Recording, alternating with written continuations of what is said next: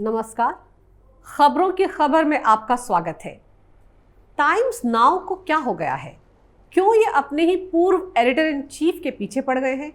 हो सकता है कि मालिकों के आदेश पर एंकर्स कठपुतली बन गए हों और अर्नब गोस्वामी के खिलाफ लगातार जहर उगल रहे हैं। लेकिन ताज्जुब तो इस बात का है कि किसी वक्त अर्नब की सबसे चहेती रिपोर्टर रही नाविका कुमार जब अर्नब के खिलाफ बोलती हैं तो लगता है कि मीडिया में इंसानियत नाम की कोई चीज अब बाकी बची ही नहीं है। अर्नब को घेरने के लिए नाविका इस तरह की जो हरकतें कर रही हैं, क्या वो पत्रकारिता है? एक फेक एजेंडे को सेट करने के एजेंडे के साथ एंकरिंग करने को क्या पत्रकारिता कहते हैं? नाविका नाविका नाविका, थोड़ी सी शर्म तो कर लो। इतनी नौटंकी करने की जरूरत क्या है? अर्नब को फंसाने के लिए इतनी पैंतरेबाजी क्यों? अर्नब गोस्वामी के साथ इतनी दुश्मनी, इतनी नफरत क्यों? अरे डायन भी 7 घर छोड़ देती है। फिर आपको तो अर्नब ने ही उंगली पकड़कर टीवी जर्नलिज्म सिखाया था, उस बात की तो लाज रख लेती। मजेदार तो यह है कि फेक टीआरपी के मामले में अर्नब गोस्वामी और बार के पूर्व सीईओ के बीच हुई व्हाट्सएप चैट लीक क्या हुई, नाविका की तो निकल पड़ी, या यूं कहें कि इस लुटियन गैंग की तो बल्ले बल्ले हो गई। इन्हें तो लगा कि अब तो अर्नब गोस्वामी की नेशनलिस्ट इमेज को बर्बाद करने का इससे बड़ा मौका तो इन्हें मिल ही नहीं सकता। इसीलिए सारे के सारे सियार एक साथ अपने बिलों से बाहर निकल आए। नाविका ने तो उछलकर इस मुद्दे को ऐसे लपक लिया मानो इसी पल का पिछले 4 साल से इंतजार था उन्हें। टाइम्स नाउ पर उस दिन का नाविका का बुलेटिन देख लीजिए, यूट्यूब पर अब भी है। उस दिन तो नाना करते हुए भी नाविका ने अर्नब के खिलाफ सब कुछ बोल डाला। नौटंकी की इंतहा था वो पूरा बुलेटिन। पर्सनल बातें ना कहने की दुहाई भी देती रही और जो कहना था वो कहती भी चली गई। कैसे कुछ आधे अधूरे चैट्स की बिना पर नाविका ने खुद को एक बड़ा ईमानदार पत्रकार का सर्टिफिकेट दे दिया और अर्नब गोस्वामी पर घिनौना आरोप भी मढ़ दिया। कमाल है, एक तरफ तो नाविका फरमाती रही कि उन्होंने टीवी पत्रकारिता का एबीसी अर्नब से सीखा, और वहीं दूसरी तरफ अपने उसी मेंटोर और गुरु पर इतने गंभीर लांछन लगाने से पहले नाविका ने एक बार भी नहीं सोचा। कैसे उस चैट के आधार पर नाविका ने यह तय कर लिया कि अर्नब गोस्वामी ने कमर्शियल फायदे के लिए देश की सुरक्षा को दांव पर लगा दिया। कैसे एक नेशनलिस्ट पत्रकार पर नाविका ने अपने एजेंडे के लिए इतनी बड़ी तोहमत लगा दी। कैसे उनकी छवि को पूरी तरह टार्निश करने की कोशिश की, वो भी उस नाविका ने जो आज टाइम्स नाउ में उसी कुर्सी पर बैठी हैं जो उनके मेंटोर के जाने के बाद खाली हुई थी। कोई इतना दोगला, इतना एहसान फरामोश कैसे हो सकता है? जो गुरु है, जिसके आप प्रोडिजी हैं, जो आपको प्रिंट मीडिया से इलेक्ट्रॉनिक मीडिया में खींच कर लाया, जिसने आपको टीवी जर्नलिज्म के सारे गुर सिखाए, उससे इतनी नफरत, उससे इतनी दुश्मनी? जरा कोई पूछे मैडम से कि अर्नब की किस चैट से उन्हें ये गफलत हो गई कि अर्नब गोस्वामी ने पुलवामा में शहीद हुए अपने 40 जवानों की शहादत को सेलिब्रेट किया। This attack we won like crazy.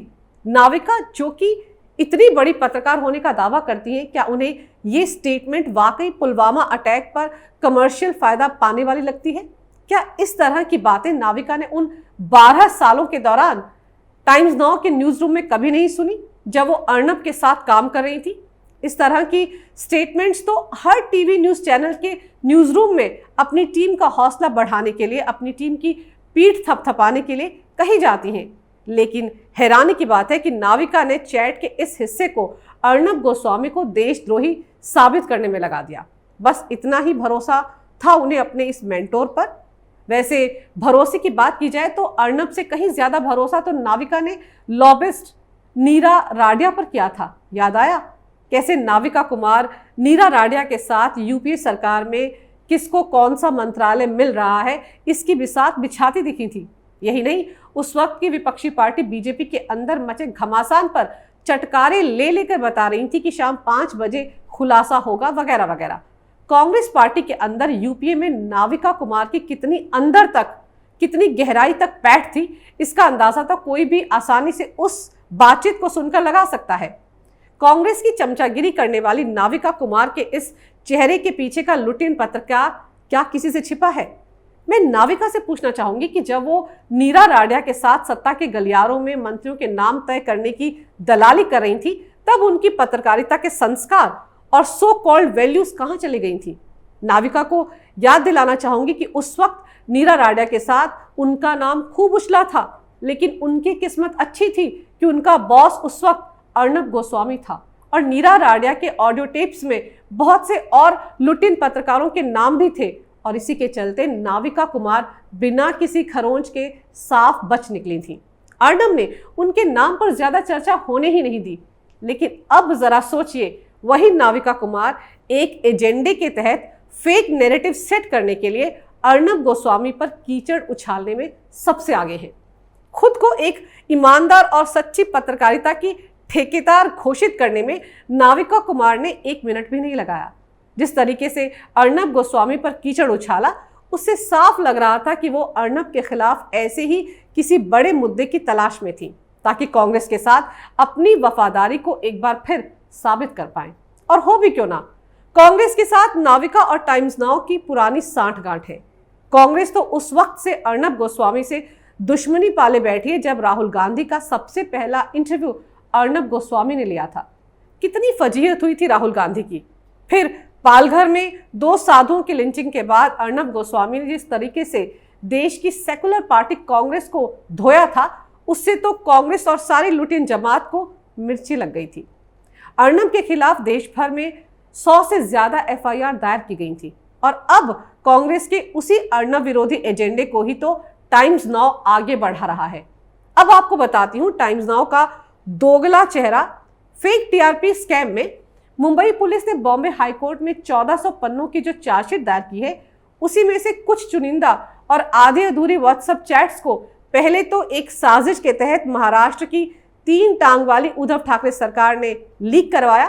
फिर उसी की बिना पर अफवाहें फैला फैलाकर अर्नब की राष्ट्रवादी पत्रकार की छवि को खराब करने की मुहिम शुरू कर दी। लेकिन मुंबई पुलिस की चार्जशीट में अर्नब गोस्वामी और बार के पूर्व सीईओ पार्थो घोष के बीच की उस चैट को आज मैं आपके सामने रखना चाहूंगी, जिसमें अर्नब ने टाइम्स नाउ की अचानक से बढ़ी टीआरपी की तरफ ध्यान देने की शिकायत 6 जुलाई 2017 को की थी। इस शिकायत में साफ लिखा गया था कि गुजरात में अचानक से टाइम्स नाउ की मार्केट में ग्रोथ कैसे आ गया है।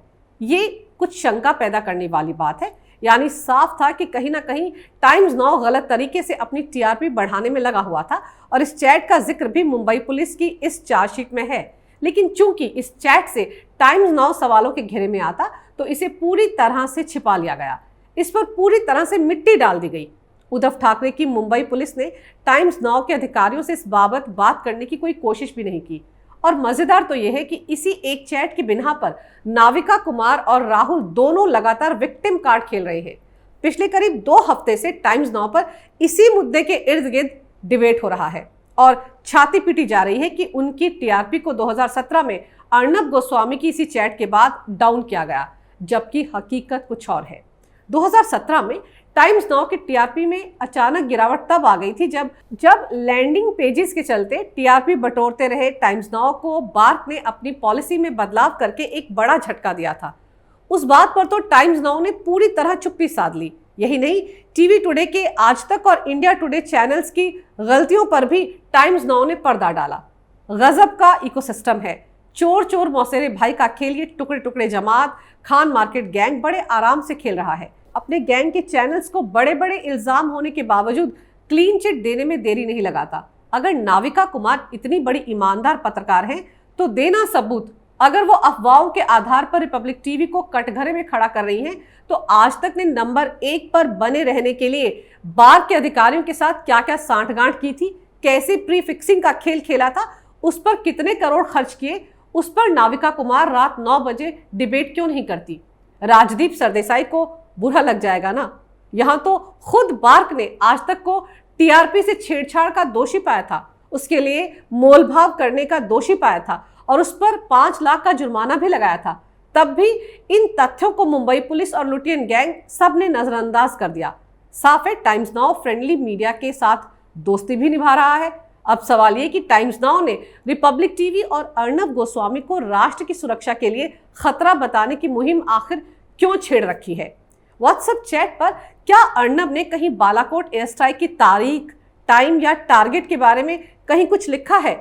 कैसे और किस आधार पर लुटियन गैंग और टाइम्स नाउ अर्नब को एंटी नेशनलिस्ट साबित करने पर उतारू है? इस पूरे खेल को पीछे से बड़ी चतुराई से खेल रही कांग्रेस ने तो सारी हदें लांघ दी है।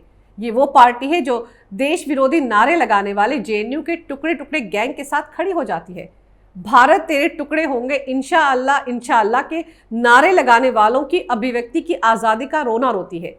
सीए और आर्टिकल 370 के खिलाफ जाकर पाकिस्तान की जुबान बोलती है। चीन से करोड़ों रुपए की फंडिंग लेती है। चीन की कम्युनिस्ट पार्टी के साथ एमओयू साइन करती है। अपनी सरकार के वक्त करोड़ों अरबों के घोटाले करती है। वही कांग्रेस पूछती है कि बालाकोट एयर स्ट्राइक की जानकारी अर्नब को पहले से कैसे हो गई। इस मुद्दे को वो संसद में उठाएगी।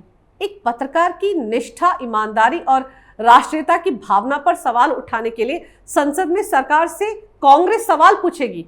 जरा सोचिए किस तरह से कांग्रेस और ये लुटियन गैंग मिलकर अर्नब गोस्वामी को नेशनल सिक्योरिटी से खिलवाड़ करने के नाम पर बदनाम करने का एजेंडा चला रहे हैं।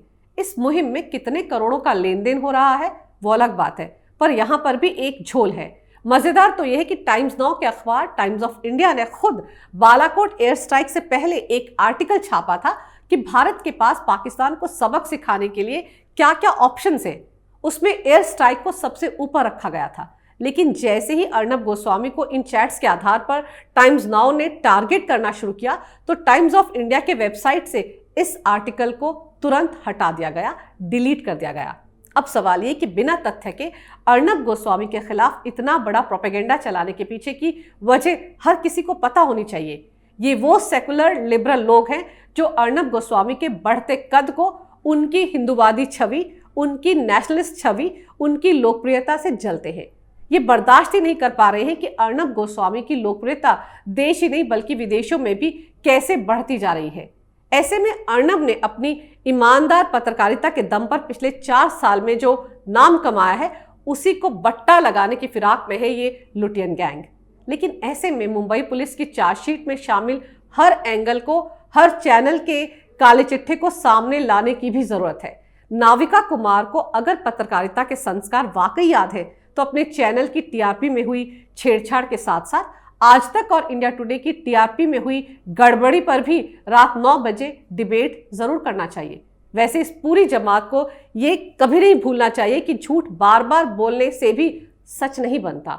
झूठ अगर 100 लोग एक साजिश के तहत भी बार बार परोसेंगे तब भी वो कभी सच नहीं बनता। और सबसे बड़ी बात तो इस प्रोपेगेंडा में शामिल बिरादरी को याद रखनी चाहिए कि जो खुद शीशे के घरों में रहते हैं उन्हें दूसरों पर पत्थर नहीं फेंकने चाहिए। अगर आपको मेरा ये वीडियो अच्छा लगे तो कृपया इसे लाइक करें, शेयर करें और हमारे चैनल को सब्सक्राइब करना ना भूलें। देखते रहिए कैपिटल टीवी।